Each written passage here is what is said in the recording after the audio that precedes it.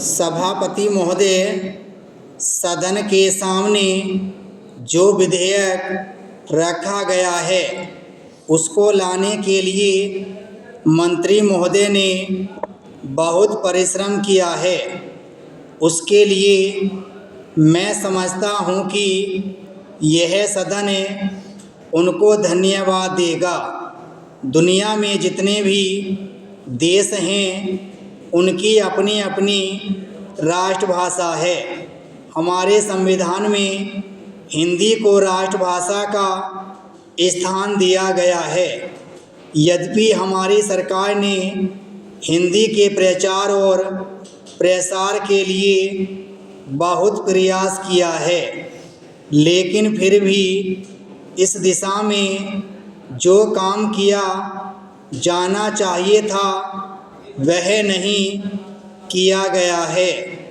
हमारे देश को आज़ाद हुए 40 वर्ष से भी अधिक हो गए हैं, लेकिन सरकारी कामों में हिंदी का जितना प्रयोग किया जाना चाहिए था उतना अभी तक नहीं हो रहा है।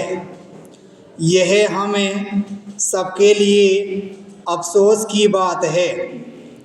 दुनिया में जिन देशों की भाषा अंग्रेजी है उन देशों के भी जो राजनेता हमारे देश में आते हैं वे अपनी भाषा में बात करते हैं, लेकिन हमारे देशवासी जब भी विदेशों में जाते हैं वे अपनी भाषा में बात करने के बजाय अंग्रेजी में बात करने में गौरव समझते हैं।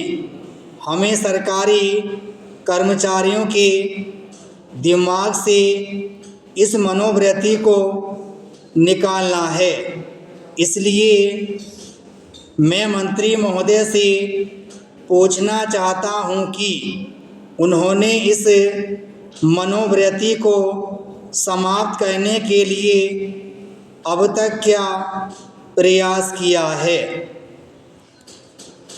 दूसरी बात मैं यह कहना चाहता हूँ कि हिंदी के प्रचार, विकास और अहिंदी भाषी क्षेत्रों के लोगों को हिंदी का ज्ञान कराने के लिए यह आवश्यक समझा गया कि इस काम के लिए एक संस्था हो।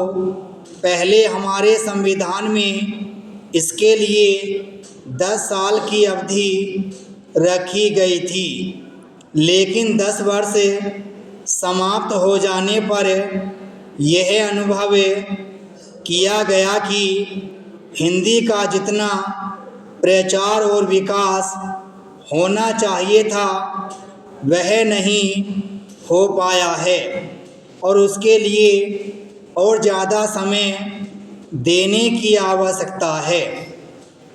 अब प्रश्न यह है कि हिंदी का विकास और प्रचार ज़्यादा से ज़्यादा और कम से कम समय में कैसे किया जाए।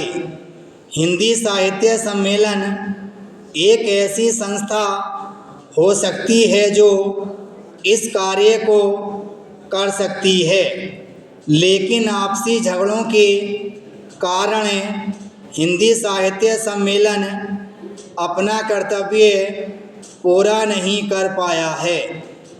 अगर हिंदी के विकास और प्रचार का काम सरकार पर छोड़ा जाता है तो इस सरकार के पास इतने अधिक काम हैं कि वह हिंदी के प्रचार और प्रसार का काम नहीं कर पाती है।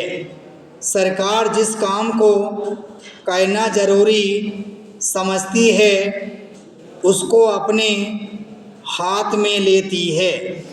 इसके अलावा उसके सामने और भी कई समस्याएं होती हैं।